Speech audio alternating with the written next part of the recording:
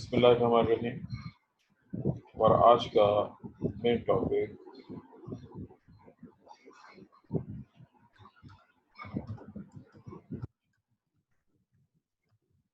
Environmental management.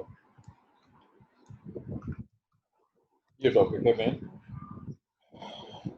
جیسے میں نے ابھی کہا کہ انوائرمنٹل مینجمنٹ، انوائرمنٹل ایتھکس اور انوائرمنٹل لاز، یہ سب چیزیں آپس میں انٹر ریلیٹڈ ہیں. ان کا سب کا آپس میں بہت قریبی تعلق ہے. یہ بہت زیادہ ان کے ساتھ آپس میں انٹریکشن ہے چیزوں کا. لیکن ہم نے اپنے سلیبس کے لحاظ سے، ہمارے سلیبس میں چونکہ یہ سیپریٹ پرسنز ہیں، اس لیے ہم اسی لحاظ سے سیپریٹ پرسنز میں شو. اب انوائرمنٹ، ماحول، ہمارے ماحول میں جو کچھ بھی ہے آپ اس سے پہلے سے بات. مینجمنٹ انتظام کو کہتے ہیں. ہمیں ماحول میں چیزوں کا انتظام کیسے کرنا ہے، اس کے جو پرنسپلز ہوں گے ان کا تعلق ایتھکس کے ساتھ بھی ہے اور لاز کے ساتھ بھی ہے.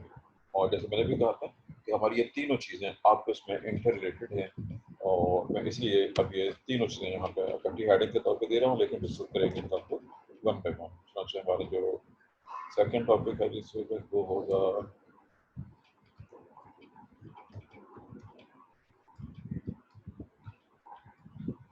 انوائرمنٹل ایتھکس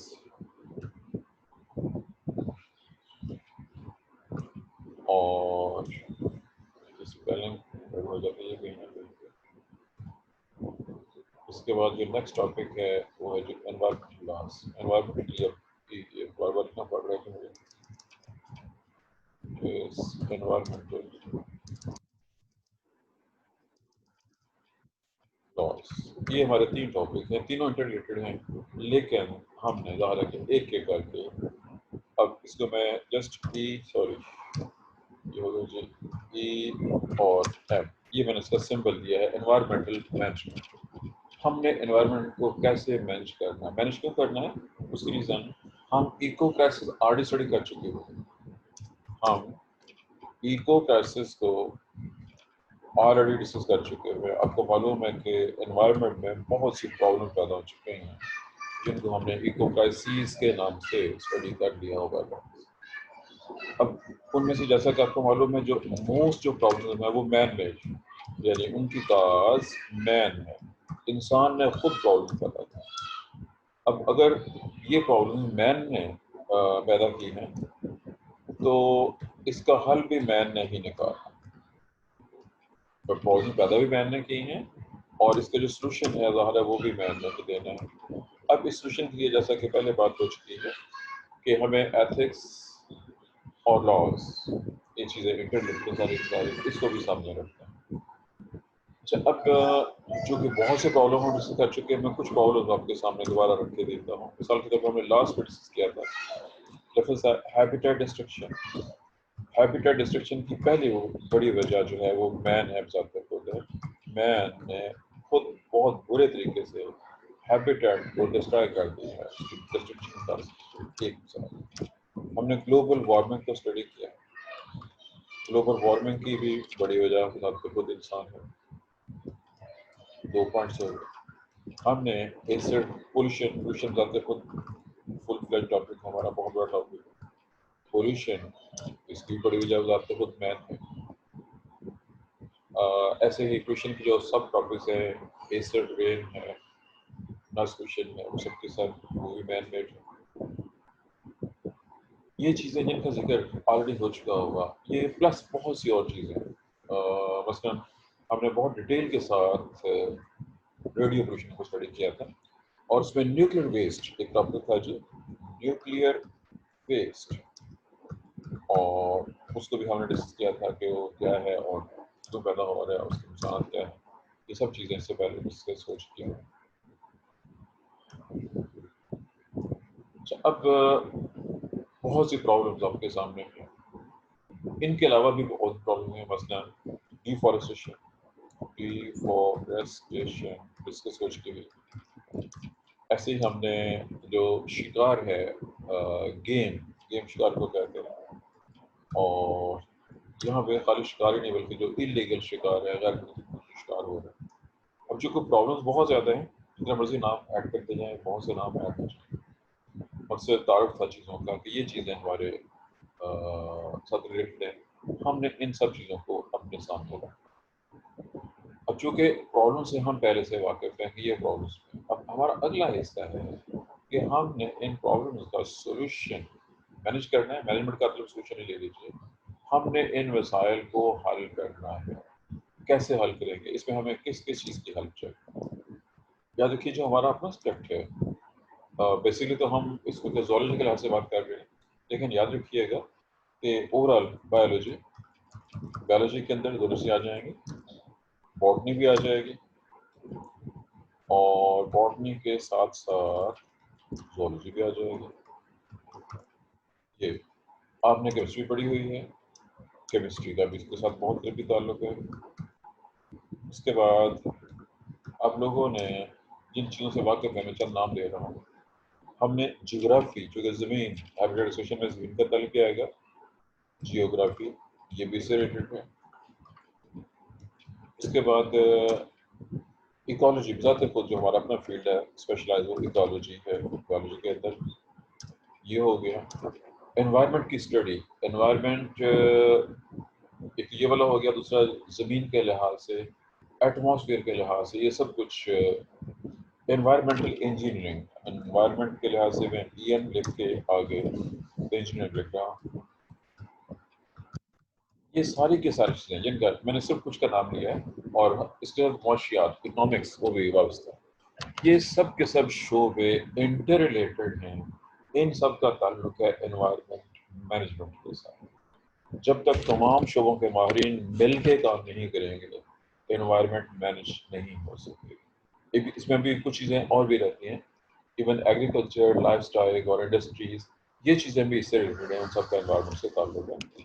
کیونکہ ہر وہ چیز جہاں پہ کچھ ویسٹ پیدا ہو رہی ہے، وہ سب کی سب چیزیں افیکٹ کرتی ہیں اور ریکوائرڈ ہوتی ہیں باقی ہمارے لحاظ سے۔ ابھی تک میں نے صرف چند ایک شعبوں کا ذکر کیا جن کے ماہرین کی ضرورت ہے اس کو مینیج کرنا۔ اب ہم سیدھے جیسے کی طرف آ رہے ہیں کہ ہم کسی ایک پرابلم کو سامنے رکھتے ہیں، ہیبیٹیٹ ڈسٹرکشن۔ یہ چونکہ موجودہ لفظ ہیبیٹیٹ ڈسٹرکشن، ٹائم کے ساتھ ساتھ ہم نے اپنے ماحول کو تباہ کر دیا، جس کی وجوہات میں ڈیفارسٹیشن شامل ہے، construction of roads, construction of cities, اور جو باقی مختلف پلاننگ کی انسانوں نے، یہ سب کچھ چیزیں پلس انڈسٹری، ہر وہ چیز جو کچھ ہم کر چکے ہوتے ہیں اس کا رزلٹ ہیبیٹیٹ ڈسٹرکشن کا شکل ہے۔ اب سوچنے والی پھر وہی بات ہے کہ ہم نے اس مسئلے کو حل کرنا ہے، ہم اپنے پرابلمس کو کس طریقے سے حل کر سکتے ہیں۔ اور جیسے میں نے شروع میں ذکر کر دیا تھا کہ انوائرمنٹ مینجمنٹ کا تعلق ایتھکس اور لاز کے ساتھ بھی ہے، اور تمام کرائسس اور جو میں نے نیچے دیے ہیں کرائسس کے بعد، یہ شعبے سارے کے سارے ریکوائرڈ ہیں، تبھی جا کے یہ چیزیں مینج ہو سکیں۔ اب ہمارے یہاں جو پرابلم ہے وہ یہ کہ جو لوگ لاز بنانے والے ہیں، میجورٹی وہ لوگ ظاہر ہے کہ وہ سیاستدان ہیں، جب چیزیں انٹریکشن دیکھنا ہے اپنے انوائرمنٹل لاز، انوائرمنٹ اوور جو لاز ہمارے یہاں جو سسٹم ہے، صوبائی اسمبلی، یہاں قومی اسمبلی اور سینٹ، بڑی معذرت کے ساتھ مجھے انور مقصود کی ایک اسٹیٹمنٹ دہرانی پڑے گی، مشہور و معروف ہے، اگر آپ نے سنی ہوئی ہے تو ٹھیک ہے، نہیں تو آپ کو بھیجی جا سکتی ہے وہ واٹس ایپ پہ۔ انور مقصود نے جنرل مشرف کا شکریہ ادا کیا کہ جنرل صاحب کی بڑی مہربانی کہ ان کے ایک آرڈر پاس کرنے سے کہ جی سیاست میں آنے کے لیے، ممبر اسمبلی بننے کے لیے جو منیمم ریکوائرمنٹ ہے وہ بھی ہے۔ رزلٹ یہ نکلا کہ 3 دن کے اندر کوئی 350 لوگوں نے بی اے کی ڈگری حاصل کر کی۔ بہت سے لوگ ایسے بھی تھے جنہوں نے بی اے کرنے کے بعد میں F12 میٹرک کی سن میں بھی حاصل کی۔ اب جہاں پہ یہ صورتحال ہو وہاں پہ لاز کس طرح کے ہوں گے وہ آپ کے سامنے، اور یہ سب کچھ ہو رہا ہے غریب ملکوں میں، پاکستان سمیت دنیا کے تمام غریب ملکوں میں اس وقت جو کچھ کیا ہے کرونا کے ساتھ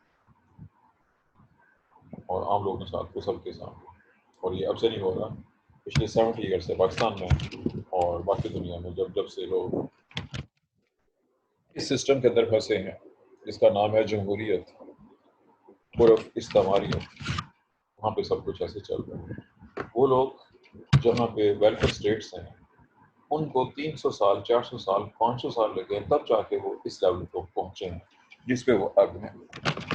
یہ ملکوں میں یہاں پہنچنے کی فی الحال کوئی امید نظر نہیں آ رہی. ویلفیئر اسٹیٹس اور لاس کا جو کنسیپٹ ہے وہ سب سے پہلے اسلام نے دیا تھا، اور ایک مشہور معروف چونکہ یہ بہت بار ٹی وی پہ اور واٹس ایپ میں آ چکی ہوئی.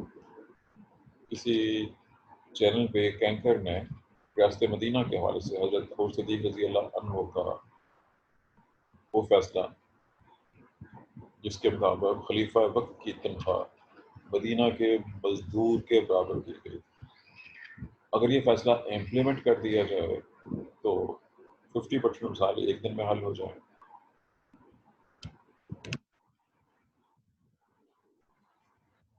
جسٹ ایک میں نے ایگزامپل دی ہے.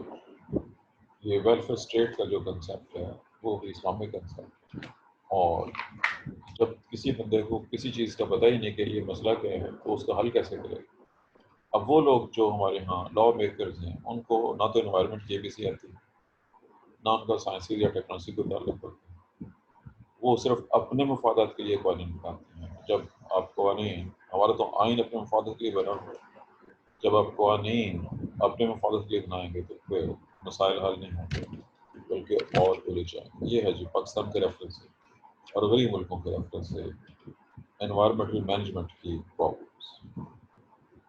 میں شوہرہ سے ایگزامپل دینے لگا ہوں. شوہرہ میں اب سے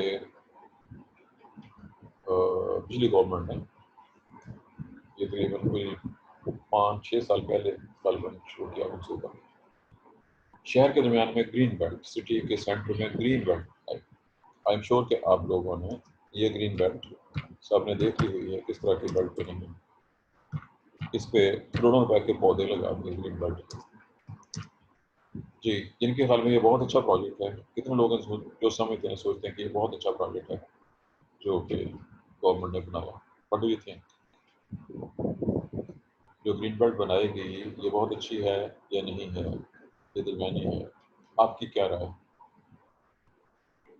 any answer from the participants? Class سے کسی کا کوئی جواب نہیں آ رہا، کیا بات ہو گئی ہے؟ اسٹڈی میں انٹرسٹ ختم ہو چکی ہے آپ کی؟ یہ تو جنرل ٹاپک ہے، جنرل نالج کا ٹاپک ہے اور سلیبس کا حصہ ہے آپ کے. 3% کا پارٹ ہے. میں ابھی تو ایک کو ڈسکس کر رہا ہوں صرف. جی سر شکریہ. میں پودے لگائے تو اچھا ہی ہوگا. نہیں، مسئلہ یہ ہے کہ آپ کو اپنے جاب پہ یقین کیوں نہیں ہوتا. آپ نے کہا جی پودے لگائیں تو اچھا ہی ہوگا. اور کوئی جاب؟ جو یہ جاب کس نے دیا تھا؟ آنسر کس کا رانا ہے؟ طاہر. سر کوشچن ریپیٹ کیجیے گا. شیخوپورہ میں جو گرین بیلٹ بنی ہوئی ہے، سڑک بنی، سڑک کے درمیان میں، ہم سٹی کی بات کر رہے ہیں، جو گرین بیلٹ ہے اونچا سا اور درمیان میں پودے لگائے ہیں، آپ کے خیال میں یہ اچھا کیا برا کیا؟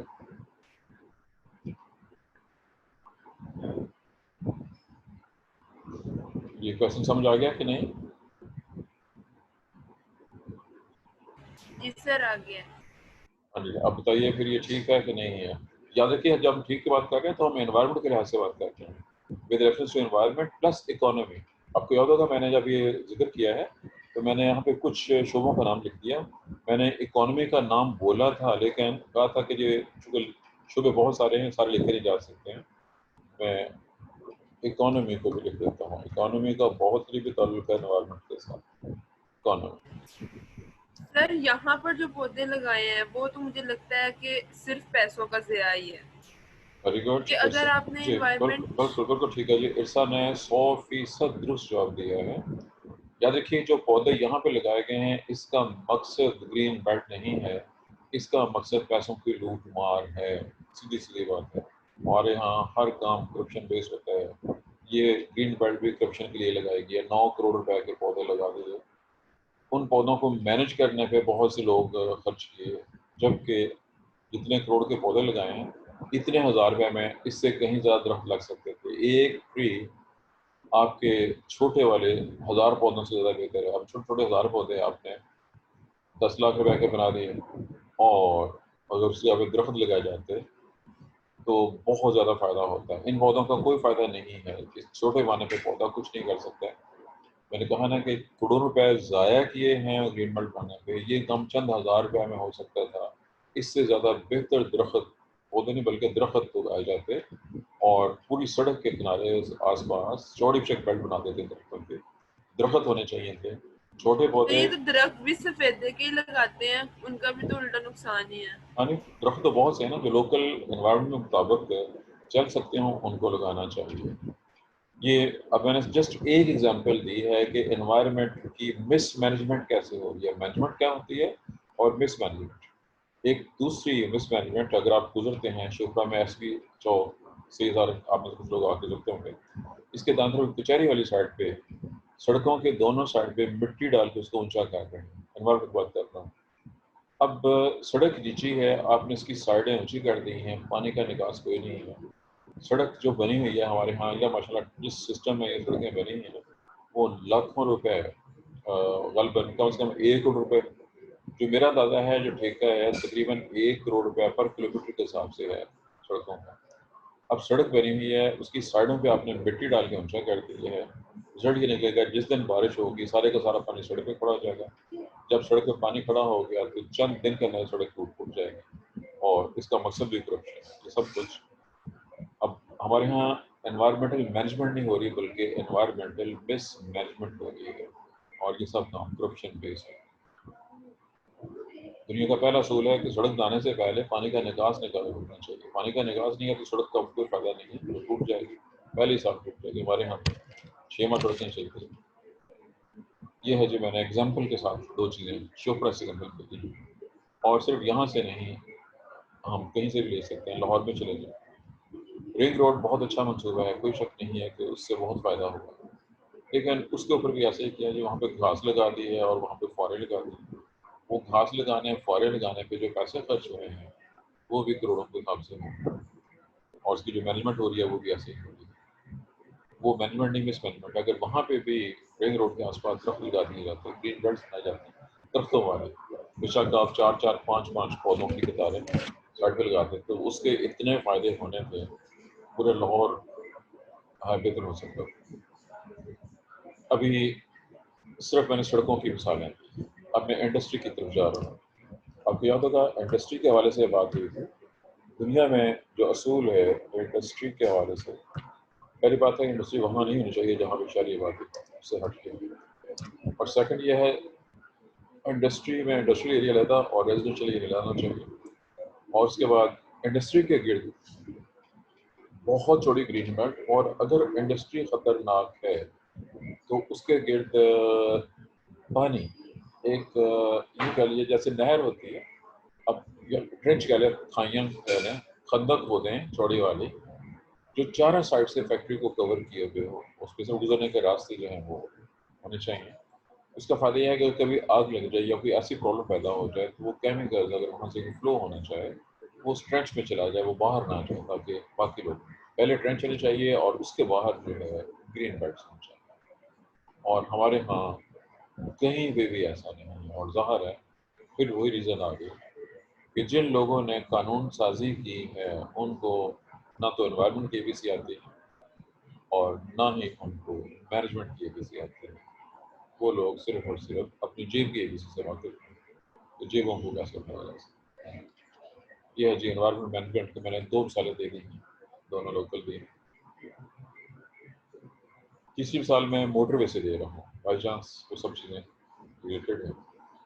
موٹر وے بہت اچھی چیز ہے لیکن اس میں اس چیز کا خیال نہیں رکھا گیا ہے، موٹر وے کے نیچے ہر کچھ فاصلے کے اوپر اینیملس کے گزرنے کے لیے، چھوٹے اینیمل گزرنے کے لیے، اور ایون بعض جگہ پہ انسانوں کو گزرنے کے لیے بھی راستے میں نے نیچے کا ذکر کیا ہے۔ اب جب نیچے آپ راستہ نہیں چھوڑیں گے تو اس کا رزلٹ نکلے گا وہ بہت برا نکلے گا، اور وہ نکل رہا ہے۔ جب آپ موٹر وے پہ ٹریول کرتے ہیں تو آپ کو وہاں پہ بہت سے جانور مرے ہوئے نظر آتے ہیں، یہ بیچارے وہ جانور ہیں جن کو جب پیچھے سے گزرنے کا راستہ نہیں ملتا ہے تو وہ اس کو اوپر سے کراس کرنے کی کوشش کرتے ہیں، اور ایک بار پھر یہاں بھی کرپشن، اور یہ وہ کرپشن ہے یاد رکھیے، یہ بات میں پہلے کہہ چکا ہوں کہ ہمارا پورا علاقہ ہی بر صغیر کرپشن سے کوٹ کوٹ کر بھرا ہوا ہے، پورے بر صغیر میں ایسا ہی ہے۔ یہ نہیں کہ صرف حکومتیں کرپٹ ہیں بلکہ لوگ کرپٹ ہیں. لوگ کرپٹ ہیں تو انہی میں سے لوگ سلیکٹ ہو کے اوپر جاتے ہیں, وہ بھی کرپٹ ہیں. اوپر نیچے ہر طرف کرپشن ہی کرپشن ہے. موٹر وے جب بنائی گئی اس کے آس پاس جنگلے لگائے گئے. اب ان جنگلوں کو جن لوگوں نے توڑا ہے وہ آس پاس کے مقامی لوگ ہیں. مقامی لوگوں نے جو جنگلے توڑے ہیں, اگر وہ جنگلے نہ ٹوٹے ہوتے تو وہ جو وائلڈ لائف ہے وہ سڑکوں اس پہ موٹر وے بھی نہیں آنا تھا. جنگلے چونکہ ٹوٹ چکے ہیں, توڑ دیے گئے ہمیں, اور زیادہ کافی دیے گئے ہیں. یہ جسٹ میں نے ایگزامپل آپ کے سامنے ڈسکس کیا ہے. ایک اور کس طرح سے مس مینجمنٹ ہو رہی ہے. مینجمنٹ نہیں ہو رہی, اصل میں مسئلہ یہ ہے کہ میں ایگزامپل وہ دے رہا ہوں جو ہماری لوکل ایگزامپلس ہیں جہاں پہ مینجمنٹ کی بجائے مس مینجمنٹ ہو رہی ہے. اس کا کوئی سلوشن نہیں ہے, کوئی حل نہیں ہے, کوئی چیک نہیں ہے. حالانکہ موٹر وے کو مسلسل مانیٹر ہونا چاہیے تھا. ایسے ہی جہاں پہ ہماری سڑکیں بنتی ہیں, پہلی بات تو وہ سڑکیں بھی کرپشن بیسڈ ہوتی ہیں. شیوپورہ سے فیصل آباد تک جو ہے اس کے بھی سینٹر میں انہوں نے وہ چھوٹی سی بیلٹ رکھی ہوئی. وہ اس بیلٹ کی بجائے دونوں سائڈ پہ, درمیان میں نہیں بلکہ سڑک کی دونوں سائڈ پہ جو ہے وہ ہونے چاہیے تھے گرین بیلٹ. اور وہ گرین بیلٹ چھوٹے پودوں والی نہیں بلکہ درختوں والی بیلٹ ہونی چاہیے جو کہ کئی قطاروں کے اندر لگائے جائیں. نہروں کے اوپر گرین بیلٹس لگائی جا سکتی ہیں. وہ بلکہ نہروں کی سائڈوں پہ اگر گرین بیلٹ لگی ہوئی ہو تو جب وہ نہریں بائی چانس ٹوٹتی ہیں, بلکہ وہ بھی کرپشن بیس توڑی جاتی ہیں لوگوں کو تنگ کرنے کے لیے, مثال پیدا کرنے کے لیے, تو وہ بھی کافی حد تک حل پذیر ہو سکتے ہیں. پر یہ سب کچھ انوائرمنٹ مینجمنٹ اور مس مینجمنٹ دونوں کا ہونا چاہیے مینج, لیکن ہو رہا ہے مس مینج. ایگزامپل دینے لگا ہوں, پاکستان میں یہ پرابلم بہت زیادہ نہیں ہے, لیکن ترقی یافتہ ممالک میں جہاں پہ ایٹامک ریئیکٹر زیادہ ہیں, ایٹامک ریئیکٹرز, یہ ٹاپک ڈسکس ہو چکا ہے. اٹامک ریئیکٹر سے بہت زیادہ ویسٹ نکلتا ہے, اس کو نیوکلیر ویسٹ کا نام دیتے ہیں, and for nuclear waste.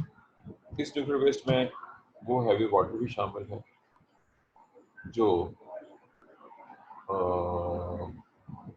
Use ہوتا ہے ریئیکٹرز کے اندر.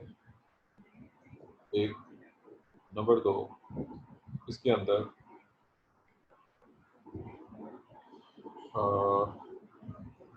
وہاں جو اسپینٹ فیول ہے وہ بھی ہے, اور جو چیزیں پیدا ہوتی ہیں ریڈی جب آپ فشن کرتے ہیں تو بہت سے کیمیکلس ہیں, ریڈیو ایسیڈز پیدا ہوتے ہیں. یہ سب چیزیں اب جتنے بڑے ریئیکٹرز ہوں گے, جتنے زیادہ ریئیکٹرز ہوں گے اتنی زیادہ پرابلم ہوگی. دنیا کا ترقی یافتہ ممالک جہاں پہ ریئیکٹر زیادہ ہیں وہاں تو ویسٹ بہت زیادہ ہے, اور ان کو مینیج کرنا خاصا مشکل ہے, بہت زیادہ رقم خرچ کرنی پڑتی ہے. پاکستان میں ابھی تک اس کی مینجمنٹ کے حوالے سے کوئی نہ تو اتھارٹی موجود ہے, نہ رولز ریگولیشن موجود ہیں, اور اس کو ڈسکس ہی نہیں کیا جاتا. حالانکہ یہ ٹاپک بہت امپورٹنٹ ہے کہ اس کو کیسے مینیج کیا جانا چاہیے. اس کے باقاعدہ اتھارٹی ہونی چاہیے, رولز ریگولیشن چاہیے, اور آس پاس کے جو لوگ ہیں ان تک بھی آگاہی ہونی چاہیے کہ یہاں پہ کیا ہے کیسے.